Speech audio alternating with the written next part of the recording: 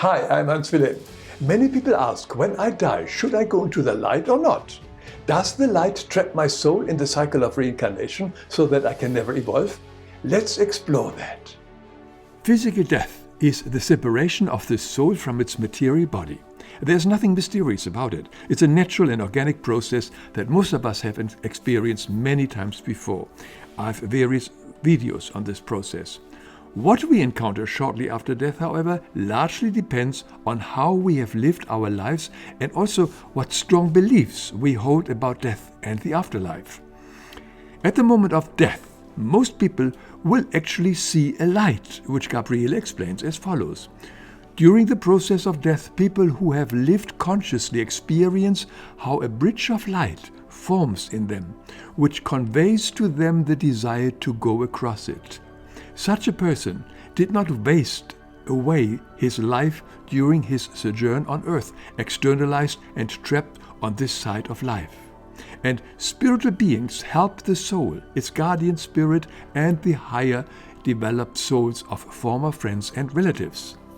They welcome the soul that is parting from matter and help it find its place in the beyond. But this does not apply to everyone. The moment of transition can be deeply confusing, like in the case of a sudden accident, and especially for those who never believed that life continues after death. Some may not even accept that they are no longer in a physical body. Gabriele explains this as follows. The soul, which is so strongly oriented to this life on earth, remains more or less connected with the physical body through energy currents even after it has left it. It virtually clings to its physical house since it thinks that life is possible solely in a material body. Under certain circumstances, it fears what happens to the deceased body regardless of whether it is carried to the grave or taken to the crematory. Please watch my video Life After Death. So, if a soul is strongly attached to aspects of their recent life, like possessions, places, status, pleasures, addictions, or even other people, it could become an earthbound soul. Gabriele explains, if someone is oriented only to the material and sees only the externalized life here on this earth as life, then his soul will want to continue to be active on earth. It will not even seek the possibility to go further and often will not listen to the teachings of the spirit beings. Due to its freedom of will, it therefore remains in the earth sphere and remains an earthbound soul until it sees reason and allows the guiding angel to lead it further on its way into purification. But there is something we could call soul entrapment, yet that happens before we die. It may occur when individuals have aligned themselves with destructive or dark forces for personal gain, such as wealth, fame, or power, during their lifetime. In a manner of speaking, they entered into a pact with the devil.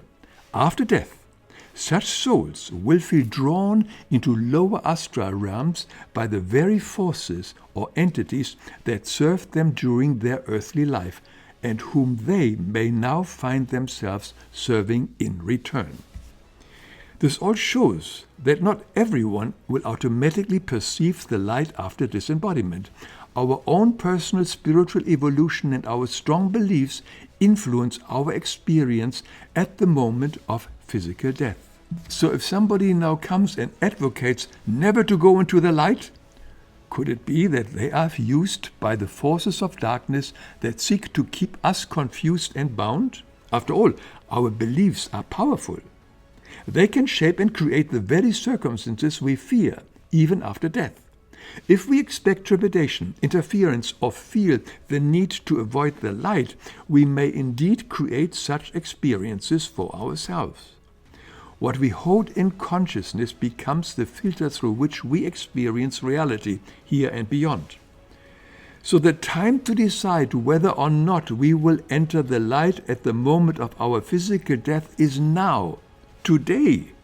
How we live our daily lives determines whether we are drawn by the light to the highest realms of purification or to the lower astral worlds, or even remain earthbound as wandering spirits. Let us activate the light within us now and create a deep communication with divinity and our guardian spirit who will receive us once we leave our material body behind. Over and over again, Christ made it very clear that repeated reincarnation is not the will of the divine.